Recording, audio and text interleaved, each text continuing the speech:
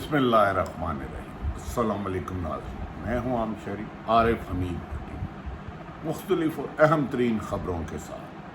नाज़रीन, आज वज़ीर आज़म पाकिस्तान ने बैरूनी साजिशों पर ग़ुलामों का एक निशानदेही की।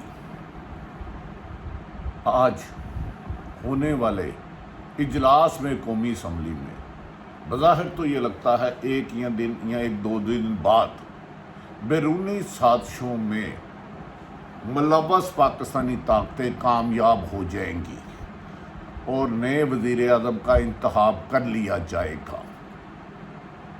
नाज़रीन, बहुत तकलीफ़देह बात है कि पाकिस्तान की 22 करोड़ आवाम अच्छी हैं या बुरी हैं, ये एक शख्स को मुंतखब करते हैं, कामयाब करते हैं, और कोई बैरूनी ताकत जो वज़ीर आज़म इमरान खान ने आज हैरत अंगेज़ इंकशाफ किया है कि अमेरिका को ये गुस्सा था कि माजी में पाकिस्तान के हक़ में वक्त उनके इशारों पर ग़ुलामों की तरह गर्दन नीचे करके क्या हुक्म है मेरे आका कहते थे। लेकिन इस मरतबा वज़ीर आज़म इमरान खान ने अमेरिका को एयरबेस मांगने पर अफ़गानिस्तान में कत्ल गारत के लिए इनकार कर दिया और ख़िलाफ़ हो गया। फिर रशिया का दौरा करना कहा कि इधर ना जाए और उस पर धमकी दी। नाज़रीन, मैंने वज़ीर आज़म इमरान खान पर इन 3.5 सालों में जो भी मैंने कहीं करप्शन देखी, लाक़ानूनियत देखी, उसकी निशानदेही की। 2014 में मेरा यकीन था कि इमरान खान बहुत बेहतर करेंगे। इमरान खान में यकीनन खामियाँ होंगी, लेकिन आज मुझे ये तकलीफ़ है, आज मुझे ये दुख है कि जो सुप्रीम कोर्ट का फ़ैसला आया है, उस सुप्रीम कोर्ट के फ़ैसले में जो आर्टिकल 5 के साथ डिप्टी स्पीकर ने अदम एतमाद को मुस्तरद किया था, उसके जिसमें आर्टिकल 5 ये था कि गैर मुल्की साजिशें हुई, अमेरिका से डोजियर आया, उसमें तफसीलात थी, अदम एतमाद से पहले उसका जिक्र किया, पाकिस्तान की हुकूमती और अपोजिशन जमातों से अमेरिकन मिले, उसकी उस आर्टिकल के सुप्रीम कोर्ट की मोहतरम जज साहिबान ने उसको गैर आइनी करार दे दिया। लेकिन काबिल तकलीफ रोने का मकाम है कि उसमें जिस आइन को गैर आइनी करार दे रहे हैं, जिस एक्ट को, आर्टिकल 5 को, उसकी तफसीलात तो दरकिनार, उसका जिक्र तक भी नहीं है कि आप किस चीज़ को गैर आइनी कह रहे हैं। उसका तो भाई एक आपका साबिक अमेरिका से सफ़ीर भेज रहा है, उसकी रिकॉर्डिंग है, नेशनल सिक्योरिटी कौंसिल में पेश किया गया, काबीना में पेश किया गया। और बताओ तो सही, इस वतन अजीज़ पर 70 इस पाकिस्तान 1947 से बनाने पर जो लाखों कुर्बानियाँ दी थी, उसको आज भी बाहर बैठा कोई शख्स ग़ुलाम बनाना चाह रहा है। बजाय इसके था कि इस फैसले के पहले पता किया जाता आर्टिकल 5 का इल्ज़ाम जो फवाद चौधरी ने लगाया है सच है तो उसके ज़िम्मेदार अमेरिका के साथ कौन है, और उनको चौराहों पर सज़ाएं दी जाती। अगर वो झूठा था तो फिर इनके ख़िलाफ़ की कार्रवाई की जाती। लेकिन नाज़रीन, मेरी अक्ल इस वक्त दंग रह गई है कि मैंने हुकूमत पर वक्तन तनकीद की, लेकिन इस फ़ैसले से मुझे ऐसा लग रहा है कि हमें आज़ादी से चिढ़ है। पहले एक अरसा दराज इधर अंग्रेज़ों ने हुकूमत की पाकिस्तान पर, फिर भारत से आज़ादी के लिए कायदे-आज़म ने जो जदोजहद की, अब पाकिस्तान फिर ग़ुलामों की जंजीर पहन लिया है, हमारी आंखों पे ग़ुलामों की पट्टी बांध दी गई है, वजूद को बेड़ियों में जकड़ दिया गया है। अदम एतमाद आइनी काम था, उसको होना चाहिए था, लेकिन अमेरिका के कहने पे नहीं, उसके अंदर ख़रीदो फरोख्त नहीं होनी चाहिए थी। आज जो वज़ीर आज़म ने हैरत अंगेज़ इंकशाफ किया, उन्होंने कहा कि ये अदम एतमाद से पहले पाकिस्तान के सफ़ीर को तलब करके अमेरिकन अफसर कहता है कि वो इमरान खान की जुर्रत कैसे हुई कि वो अफ़गानिस्तान जाए। क्या ये उसका फ़ैसला था या पूरी इस्टेब्लिशमेंट का फ़ैसला था? उनको कहा पूरी हुकूमत का फ़ैसला था। उन्होंने कहा कि फिर अदम एतमाद कामयाब ना हुई तो पाकिस्तान मुश्किलात का शिकार होगा। और उसके बाद उन्होंने इधर आला कार ढूंढे اور اچانک پھر 3.5 سال تک وزیر اعظم عمران خان کے دست و بازو رہنے والے ان کی اتحادی جماعتیں MQM، باپ، MQM باپ اور دیگر جماعتیں راتوں رات عمران خان کا ساتھ چھوڑ کے اپوزیشن کے ساتھ چلے جاتی ہیں۔ یہ بھی نہیں ہوتا کہ پھر عمران خان الزام لگاتے ہیں 20 کروڑ روپیہ انہوں نے لیا، لیکن اس فیصلے میں اس 22 کروڑ عوام کو اب یہ نہیں پتا کہ اگر یہ منتخب ہو کے وزیر اعظم آ جاتے ہیں اپوزیشن کے لوگ، یہ عدم اعتماد آئینی ہے۔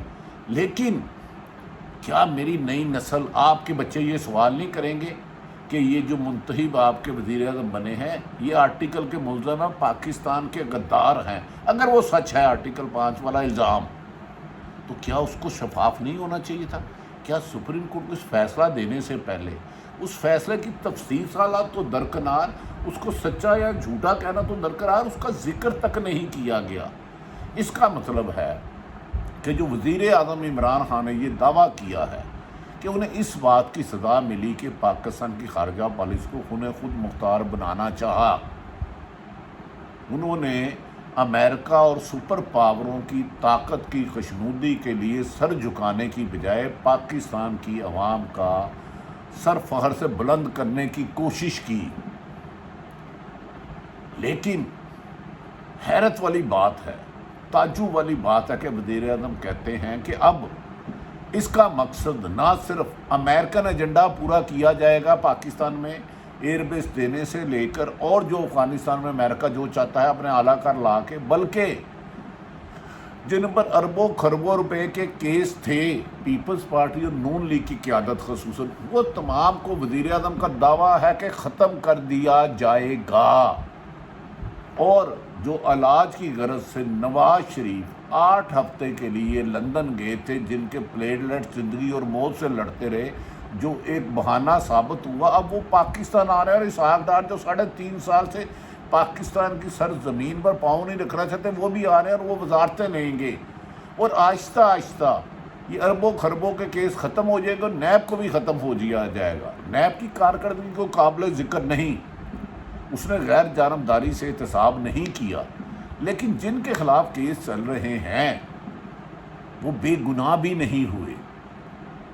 کیا یہ عمران خان کا واقعی یہ قصور ہے کہ انہوں نے ماضی میں، یاد رکھیں کہ نواز شریف کے دور میں 1997 میں ایمل قاسی کو ہم نے امریکہ کے حوالے کر دیا تھا، نواز شریف کا دور تھا غالباً، اگر میں غلطی نہیں کر رہا، تو کہ کسی امریکہ نے کہا تھا اللہ معاف کرے، اللہ معاف کرے، ہم اس بات کی تردید کرتے ہیں کہ پاکستانی ماں چند ڈالروں کے لیے ماں بھی بیچ دیتے ہیں۔ نہیں، پاکستانی ہم سب، میں سب سے پہلے الحمدللہ مسلمان ہوں، پھر پاکستانی، اس کافی بہت بعد میں ہوں۔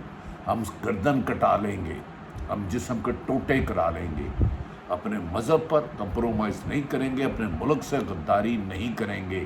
تم ضمیر خریدتے ہو اور اپنے جیسے کتوں کو پالتے ہو۔ کوئی محب وطن پاکستان کی سرزمین کی 1 انچ کا سودا نہیں کر سکتا، کوئی ایک شخص کی جان نہیں لے سکتا۔ یہ میرا اسلام بھی کہتا ہے، آپ کا اسلام بھی کہتا ہے۔ کیا واقعی اب نیب ختم ہو جائے گا؟ اگر وہ گائیڈ لائن کر رہا ہے تو کیا جو الزامات ہیں سب ختم ہو جائیں گے؟ اور کیا امریکہ نے جو پاکستان کی حکومت رجیم ختم کرنے کی کوشش کی عمران خان کی، اب وہ کیا فائدہ لے گا؟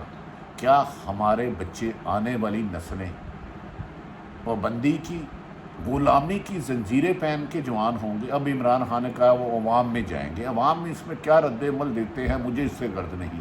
میرا ایک سوال ہے ناظرین کہ خدا را ہمیں غلامی کی زنجیروں میں نہ پھینکے، ایٹم بم انڈیا کے ساتھ کر لیں، مار دیں، اس کا جو بھی انجام ہوتا ہے اللہ وارث ہے، ہمیں رزق حلال سے پلنے دے، ہمیں امریکہ کی غلامی کی بجائے ادھر عزت سے زندہ، 1 دن کی زندگی بھی 100 سال کی زندگی سے بہتر ہے۔